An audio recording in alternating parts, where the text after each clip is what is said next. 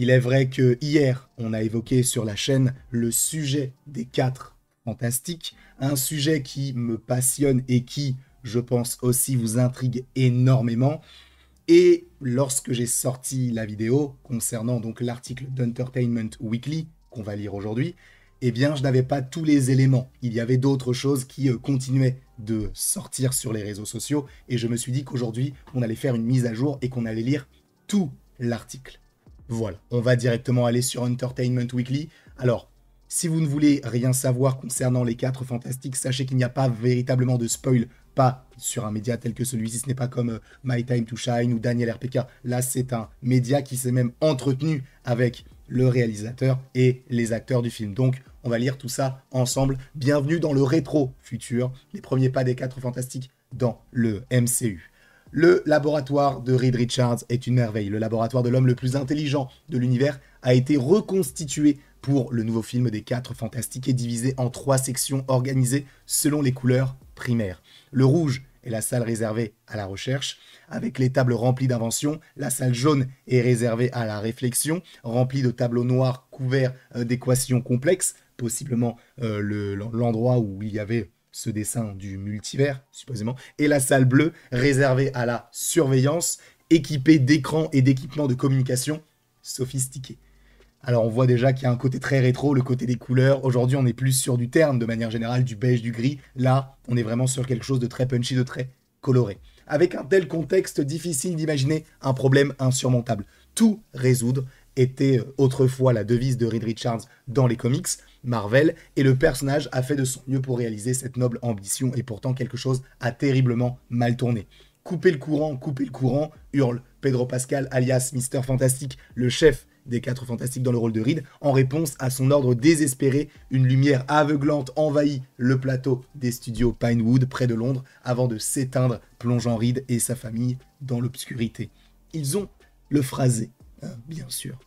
Des gens appellent, dit Ebon Moss-Backrack, assis devant l'un des écrans du laboratoire sous les traits de Ben Grimm, le meilleur ami de Reed, alias La Chose. En effet, des lumières clignotent partout, indiquant que la cause de la panne de courant suscite également des appels de détresse du monde entier. Pour une fois, les 4 fantastiques sont désemparés. Donc là, on suppose que c'est soit l'arrivée de la surfeuse d'argent, soit celle de Galactus. Et je vous le précise encore une fois, je suis désolé pour ma voix. Lorsque je lis, des fois, il y a des mots que je coupe parce que je ne peux pas faire autrement, puisque ma gorge m'empêche de parler.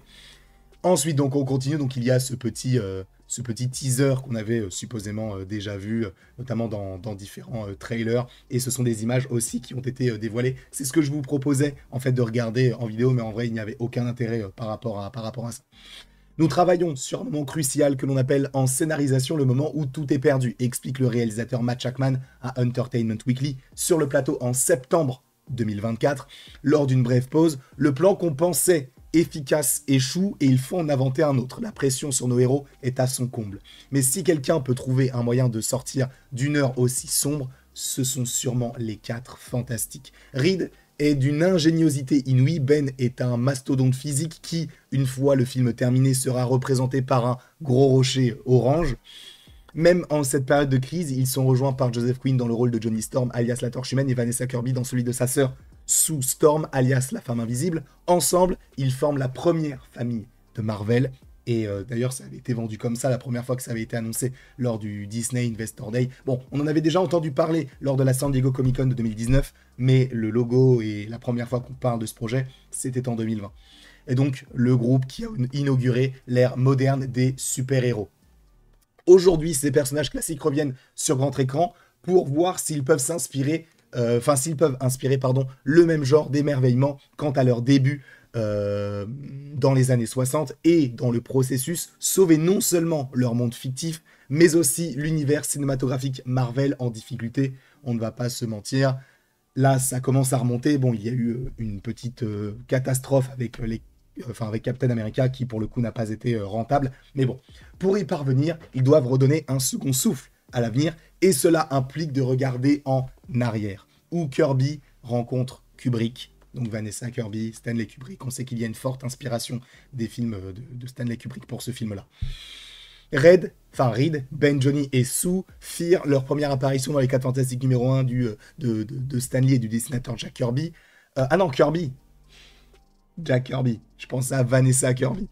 Lorsque ce numéro fatidique parut en kiosque le 8 août 1961, Marvel Comics n'existait pas encore. Lee et Kirby travaillaient pour le magazine Management Company, dont l'éditeur Martin Goodman souhaitait concurrencer la nouvelle série rivale de DC Comics, donc la Justice League of America, donc la JLA, devenue un best-seller en réunissant des icônes comme Superman et Batman. Lee et Kirby créèrent donc leur propre équipe de super-héros, mais avec des personnages inédits qui ne correspondaient pas aux conventions du genre. Dotés d'étranges pouvoirs, grâce à une explosion de radiation cosmique subie lors d'une expédition spatiale pionnière des années avant l'alunissage, les 4 Fantastiques formaient une famille plutôt qu'un panthéon. En fait, le truc, c'est qu'aujourd'hui, c'est vrai qu'on le sait que c'est lié à une explosion de radiation cosmique, comme ça avait été le cas dans le premier film. En fait, c'est tellement, on va dire, flou pour la plupart des gens que c'est un petit peu complexe de savoir comment est-ce qu'ils ont véritablement eu leur pouvoir. D'ailleurs, dans la version 2015, on est sur toute autre chose, on n'est pas sur un aspect véritablement cosmique, je crois qu'on est sur une autre planète, un autre univers. C'est un peu compliqué de savoir véritablement où est-ce qu'on en est. La transformation permanente de Ben en la chose, semblable à un rocher, était une source constante de culpabilité et de honte, tandis que la capacité de Johnny à voler et s'embraser ne faisait qu'accentuer son humeur juvénile. Reed, l'homme extensible et Sue parfois transparente, se chamaillaient aussi comme un vrai couple marié. L'humanité attachante du Quatuor était combinée à l'optimisme de l'ère spatiale incarné par les magnifiques visuels de science-fiction de Jack Kirby pour des inventions comme le Fantastic Car volant. Et ça, on sait qu'il y a le Fantastic Car, puisque je vous rappelle que lors de la San Diego Comic-Con de l'année dernière, je crois, donc de 2024, il y avait le Fantastic Car qui volait au-dessus du public. Ça, pour le coup, c'était assez intéressant. Et les découvertes comme la zone négative extradimensionnelle. Je pense que la zone négative, on va en parler peut-être dans les 4 Fantastiques, peut-être plus tard, je n'en sais rien. L'explosion d'héroïsme coloré sur un fond de monde trouble distingue immédiatement les 4 Fantastiques de tout le reste des kiosques à journaux, écrit l'historien de comics, donc Sean Howe dans Marvel Comics The Untold Story. Les 4 Fantastiques ont connu un tel succès auprès des lecteurs qu'un an après son premier numéro, la petite division de comics de magazine Management Company est devenue la florissante Marvel Comics, tandis que d'autres nouvelles créations telles que Spider-Man et Hulk ont rejoint le Quatuor pionnier. En plus de co-créer ces personnages, Lee et Kirby ont contribué à collaborer sur les 4 Fantastiques pendant plus d'une décennie, publiant un peu plus de 100 numéros qui ont établi la référence des comics de super-héros Marvel tels que nous les connaissons. L'équipe a affronté des super-vilains comme le Docteur Fatalis, rencontré des alliés tels que Black Panther, les Inhumains et a sauvé la Terre d'un terrifiant dieu de l'espace. Aujourd'hui encore, ces numéros débordent de créativité et d'énergie. Hélas, retrouver cette magie au cinéma s'est avéré difficile. Il y a déjà eu 3 films, donc en gros, il y a eu sans compter le film des années 90 là. Il y a eu donc les 4 Fantastiques et le Surfeur d'Argent respectivement en 2005 et en 2007. Et il y a eu du coup la version de 2015 avec Michael B. Jordan, Miles Taylor, etc. Donc leur point commun était une tentative d'intégrer ces personnages classiques dans un contexte contemporain, inévitablement accompagné de cynisme et de condescendance. On rappelle que le film du coup sort le 25 juillet et il adopte une approche différente en retournant à la source, non seulement aux histoires de Lee et Kirby, mais aussi à leur décor et à leur attitude.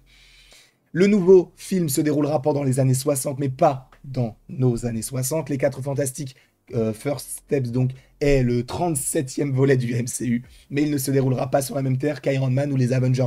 Le film débute plutôt dans un monde parallèle du multivers Marvel, où l'histoire s'est déroulée différemment. Dans notre chronologie, les années 50 et 60 étaient peuplées d'artistes, de penseurs qui imaginaient le futur utopique, regorgeant d'inventions miraculeuses comme les voitures volantes et les amis robots. Dans ce monde, Reed Richards est là pour les inventer. On sait d'ailleurs qu'il y a... comment s'appelle c'est pas Obi, Herbie. Il y a Herbie. En parcourant les vastes décors de Pinewood avec le chef costumier, le chef décorateur, les producteurs et le réalisateur, un mot revient sans cesse, futurisme. Le maître mot esthétique de ce film impliquait que l'équipe créative souhaitait à tout égard allier détails des années 60 et imagination de science-fiction, plus précisément Shackman qui décrit le style du film comme où Kirby rencontre Kubrick, avec les comics originaux des 4 Fantastiques et 2001 l'Odyssée de l'espace comme principale référence visuelle. Nous savions que nous serions sur une autre Terre, nous avons donc eu l'occasion de réinventer l'image des années 60. J'avais vraiment envie d'imaginer les 4 fantastiques en astronautes, au lieu de voir Neil Armstrong et Buzz Aldrin aller sur la Lune. Et si c'était Reed, Sue, Johnny et Ben qui étaient les premiers à aller dans l'espace, les premiers à repousser les limites. D'ailleurs, ça pourrait être assez intéressant d'avoir le côté aussi possiblement un peu guerre froide entre les États-Unis et la Russie, alors à voir si ce sera dans ce film-là. Shackman et son équipe ont fait de leur mieux pour rendre ces idées ambitieuses, palpables et réalistes. À quelques pas du plateau de tournage où les acteurs tournaient cette scène clé où cette scène clé se trouve un atelier abritant certaines inventions de Reed, le robot Herbie, donc ce petit bonhomme avec qui la chose fait la cuisine, est un androïde animatronique télécommandé qui se déplace sur roue. Il existe 2 modèles différents du Fantastic Car, l'un avec un intérieur entièrement aménagé pour que les acteurs puissent s'asseoir, et l'autre plus épuré pour les plans plus riches en effets spéciaux. Le Fantastic Car est un parfait exemple de l'esthétique rétro-futuriste de ce film, alliant détails de l'époque à la Mad Men et inventions à la Jetson. Donc ça, pour le coup, ça peut être visuellement très intéressant. Les lignes sont belles et épurées, inspirées des concept cars américains au milieu des années 60, qui faisaient en réalité référence aux voitures européennes. Elles dégagent une certaine élégance. Explique la chef décoratrice Kasra Farahani lors de l'interview avec Entertainment Weekly. Et pourtant, on retrouve des éléments rétro-futuristes indéniablement années 50, comme les prises d'air, des turbines à l'avant et à l'arrière de la voiture, et le dôme bombé. Bon, ça, ils ont vraiment essayé de trouver leur inspiration sur ce qu'il y avait déjà eu auparavant, visuellement, sur les concepts des voitures, donc des années 50 et 60. Kirby avait une imagination générationnelle, mais celle-ci puisait ses racines dans son enfance, dans les bidonvilles juifs du Lower East Side de New York, où Jacob Kurtzberg, où il est né, Jacob Kurtzberg, en 1917. Un peu plus loin de l'atelier Fantastic Car, sur le terrain de Pinewood, se dresse un décor reconstituant le quartier natal de Ben, donc Yancey Street, une version fictive du quartier d'enfance de Kirby, avec l'épicerie cachère et synagogue. Ici, pas d'invention futuriste, mais les reconstitutions rétro sont tout aussi importantes pour l'atmosphère recherchée par First Steps. Jack Kirby a écrit ce personnage de Ben Grimm en hommage à son père et aux rues où il a grandi. Donc ça c'est Eben Moss Backrack, l'interprète de la chose qui le dit.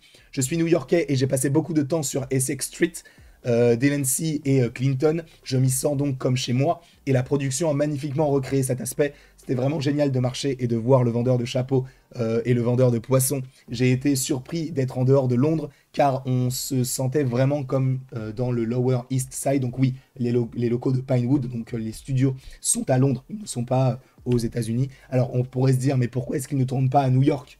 Parce que ça coûte plus cher. En gros, pour faire simple, lorsque tu tournes en Grande-Bretagne, tu as une aide du gouvernement britannique d'environ 25% de ton budget. C'est-à-dire que si, admettons, ton film coûte 200 millions, eux, ils te remboursent 50 millions. Parce que tu as tourné ici. Voilà. Plutôt sympathique, non ? On est bien d'accord. Grimm, la chose, est en fait le deuxième personnage interprété par Eben Moss Backrack. C'est vrai qu'il avait interprété donc le personnage de Micro dans la série Punisher. Je trouve ça cool que Micro s'appelle David Lieberman, qui emprunte son nom à la famille de Stan Lee. Ensuite, Ben Grimm, qui est un amalgame de Kirby. Ainsi, dans mes 2 brèves interprétations de Marvel, j'ai réussi à toucher les 2 grands noms. C'est un immense honneur que je prends très au sérieux. C'est beau. C'est très beau. En vrai, c'est ça qui est fou, c'est que ces 2 personnages sont des références d'un côté à Stan Lee et de l'autre à Jack Kirby. L'univers et les personnages vont de pair avec les 4 Fantastiques, malgré tous les efforts déployés par Shackman et son équipe pour construire l'univers de First Step. Il savait que cela fonctionnerait que s'il parvenait à mettre en valeur les personnages. En plus d'être les premiers super-héros Marvel modernes, les 4 Fantastiques se distinguent de leur père par ce qui fait d'eux une équipe. Si les Avengers sont des amis de travail et les X-Men des élèves et des professeurs, les 4 Fantastiques sont une famille. Et c'est ça aussi qui fait la différence là-dedans, c'est que, pour rappel, Reed Richards et Maria Sue, qui est la sœur de Johnny, Johnny qui est un petit peu l'antagoniste de la chose, qui est le meilleur ami du coup de Reed. Donc il y a un petit cercle qui s'effectue aussi comme ça, et ça fonctionne extrêmement bien. Le casting a été le défi numéro 1 du film. Bon, ça, on en avait déjà parlé, le fait qu'il fallait en gros que les acteurs en fait ressentent l'aspect familial, parce qu'en fait il ne fallait pas uniquement prendre des gros noms qui ne seraient là que pour jouer le perso, prendre leur chèque et tout. Il fallait vraiment créer une alchimie entre les personnages, et a priori, en tout cas selon eux, ça a marché. Marvel n'est pas le seul studio à avoir remarqué leur talent. C'est vrai que dans Gladiator, on a Pedro Pascal et Joseph Quinn, qui d'ailleurs jouent Enfin, ils sont l'un contre l'autre, alors que là, ils vont devoir jouer des beaux-frères, pour le coup. C'était un événement étrange et inattendu. Cela a bouleversé ma vie d'une manière soudaine. Alors j'ai dû y réfléchir, raconte Pascal. Je me promenais avec l'un de mes meilleurs amis et pendant que j'en parlais, une charmante petite fille s'est mise à me vendre de la limonade à un stand. J'étais sous le charme quand j'ai entendu cette voix me demander qu'est-ce que tu fais là. J'ai levé les yeux et c'était Matt Shakman. C'est sa fille. C'était le dimanche suivant notre rencontre pour parler du projet. Je venais juste de me dire, ce n'est pas à quoi je m'attendais, mais je crois que je dois le faire. Puis c'est arrivé, et alors que nous partions avec notre limonade, mon ami m'a dit, je suppose que tu vas le faire. Donc ça c'est une petite anecdote. Alors est-ce qu'elle est vraie ou pas? Je n'en sais rien, mais bon. Pour Mos Backrack, obtenir le casting a été facile comparé à ce qu'il a fallu pour donner vie à la chose. Je n'ai jamais collaboré avec autant de personnes, littéralement des centaines de personnes entre les animateurs et les concepteurs. C'était un véritable travail d'équipe. Même si une grande partie est réalisée en motion capture et en animation, tous les costumes étaient fabriqués sur mesure. Je vous rappelle que ce qui est intéressant, c'est qu'on avait déjà vu, notamment, je crois, sur une plage, eh bien, on voyait quelqu'un donc arborer une sorte de tête avec un buste de la chose. Et donc, c'était, semble-t-il, pour voir un peu la hauteur du personnage, pour qu'il puisse vivre. Donc, à ce moment-là, un peu comme ils le font par rapport à Hulk, et un petit peu aussi comme ils le font par rapport à Thanos, par exemple. Même si une grande partie est réalisée en jeu de capture, bon, nous avions toujours trouvé un costume sur le plateau aux proportions réelles pour voir comment tout s'intégrait. Donc voilà, ça c'est un petit peu ce que je vous dis. C'était une expérience unique, j'avais l'impression d'être le cerveau, je faisais les choix créatifs, puis nous faisions le point et il les mettait en œuvre. J'ai été profondément impressionné par le sérieux et le dévouement dont tous les concepteurs ont fait preuve pour rendre cet homme fascinant, humain et inhumain à la fois. Et du coup, bon là c'est une petite citation, au lieu que Neil Armstrong et Buzz Aldrin allaient sur la Lune, c'était comme si, bon, ça, on l'avait déjà lu un petit peu plus haut. Mos Backrack, donc, l'acteur de la chose, réalisait plusieurs prises avec différents costumes dans les scènes observées par Entertainment Weekly. Il portait parfois une combinaison de capture, de mouvements grise à pois vert et d'autres avec différentes extensions corporelles. Donc ça, je vous avais dit, c'était là le moment où on le voyait sur la plage. Les 4 Fantastiques sont très proches. Ils étaient une famille avant même de partir dans l'espace et de subir une mutation.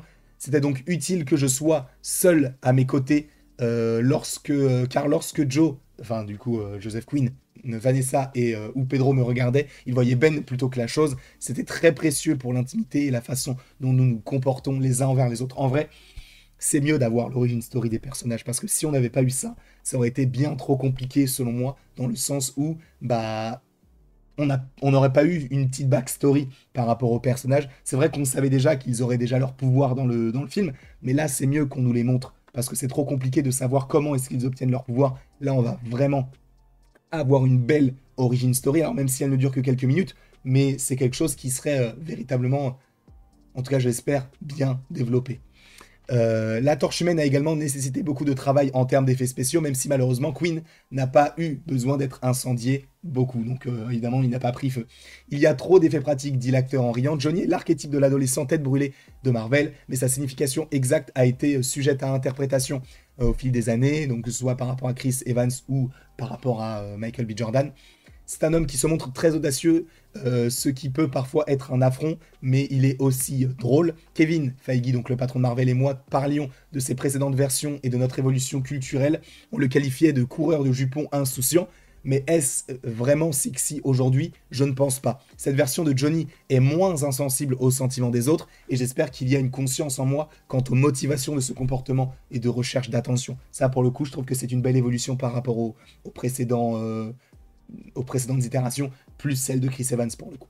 Il est super intelligent, dit Shackman, il est à bord de ce vaisseau spatial pour une raison, et je pense que les gens oublient parfois que dans diverses histoires de BD, il a été l'un des plus héroïques, même s'il sape son héroïsme à chaque instant par l'humour. C'est le frère de Sue, ce qui signifie qu'ils sont faits du même bois. C'est juste que Sue et Reed, d'ailleurs, sont de grands exemples à suivre pour Johnny. Les radiations cosmiques permettent à Reed d'étirer son corps de multiples façons, mais son cerveau est encore plus impressionnant. C'est là aussi où c'est intéressant, parce que dans le trailer, c'est le seul personnage qu'on n'a pas vu utiliser son pouvoir d'élastique, même si son pouvoir principal, encore une fois, c'est plus son cerveau. Sue a accompli tout autant dans le domaine politique à la tête de la Future Foundation, très intéressant ça pour le coup, parce qu'en fait, il y a des rumeurs qui parlaient du fait que Suzanne serait en fait la chef de cette équipe par rapport à Reed, et pour le coup, ça sera assez intéressant déjà qu'elle est à la tête de la Future Foundation, donc un concept inspiré des 4 Fantastiques, une série de comics du 21e siècle de Jonathan Hickman, dont l'une des suites est aussi appréciée des fans que les histoires originales de Lee et de Kirby.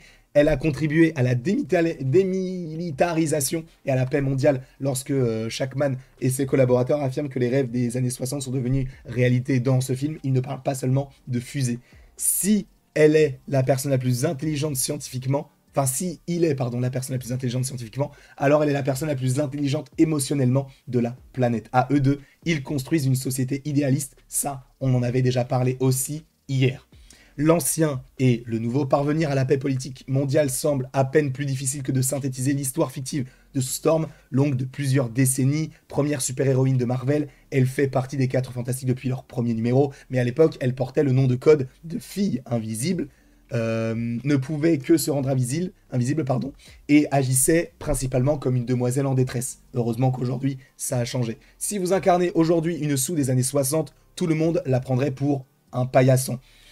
Alors, trouvez comment capturer l'essence de ce qu'elle représenterait pour chaque génération où les politiques de genre étaient différentes, et l'incarner aujourd'hui a été l'une de mes plus grandes joies, a exprimé du coup Vanessa Kirby. Au fil des années, Sue a évolué de plusieurs manières. Ses capacités sont passées de l'invisibilité individuelle au contrôle de la lumière électromagnétique et des champs de force. Ça, pour le coup, c'est quelque chose qu'on avait vu récemment dans les films, faisant d'elle sans doute le membre le plus puissant de l'équipe. À plusieurs reprises, elle est devenue mère, leader, une dominatrice légèrement vêtue nommée Malice. Synthétiser tous ces aspects en un seul personnage a été très amusant pour Kirby, qui affirme que la maternité en particulier est devenue le fil conducteur principal. La grossesse de Sue jouera d'ailleurs un rôle important dans l'intrigue. Donc oui, Suzanne sera enceinte dans ce film-là.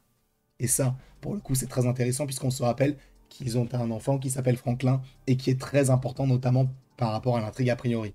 Matt et moi étions vraiment conscients qu'il n'y avait pas vraiment de mère avec un bébé dans ces archétypes de super-héros que les femmes ont acquis. Ce que j'aime le plus dans l'histoire de Sue, c'est quand elle devient Malice et que toutes ses facettes sombres ressortent. J'étais obsédé par ce chapitre de sa vie, je voulais donc m'assurer qu'il y ait des nuances de malice chez elle et qu'elle ne soit pas seulement le stéréotype de la mère douce et gentille. J'ai toujours été intéressé par le chaos de la féminité et comment peut-on être les deux. Oui, comment peut-on être tout cela? Pas seulement une femme forte, invincible et puissante, mais aussi une mère qui donne naissance, ce qui est en soi un acte de super-héros. C'est pas faux.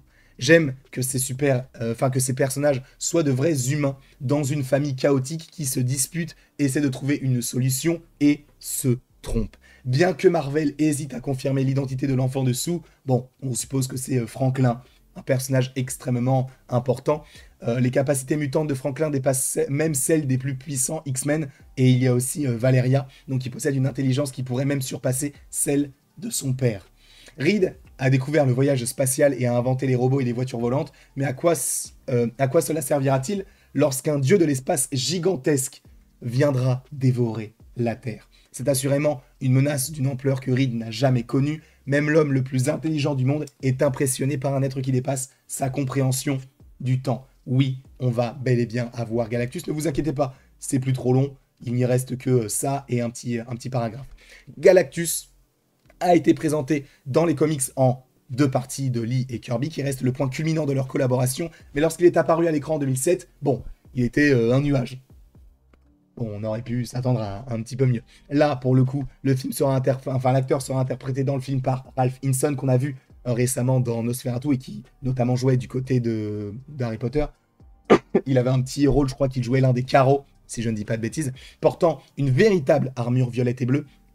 L'atelier de costumes sur le plateau regorge de tentatives diverses pour reproduire son look signature. Je ne voulais pas simplement utiliser la capture de mouvement pour Galactus, je voulais que quelqu'un incarne réellement le personnage. Nous avons créé des costumes complets pour lui et effectué de nombreux tests photographiques pour déterminer comment garantir une échelle correcte et de filmer le mont Rochemort. Parce que oui, il est très très très très grand, on le voit, il est 5 fois, 6 fois plus grand que la Statue de la Liberté.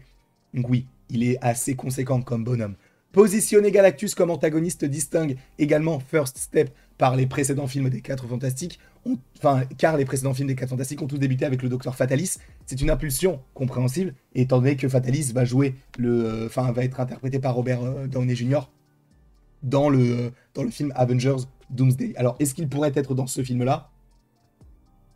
Je ne sais pas. Peut-être une introduction? Doom est un personnage formidable, mais il prend beaucoup de place. D'autres adaptations cinématographiques ont à la fois intégré une histoire d'origine et Doom. Nous ne faisons ni l'un ni l'autre, ce qui permet de les aborder sous un angle nouveau.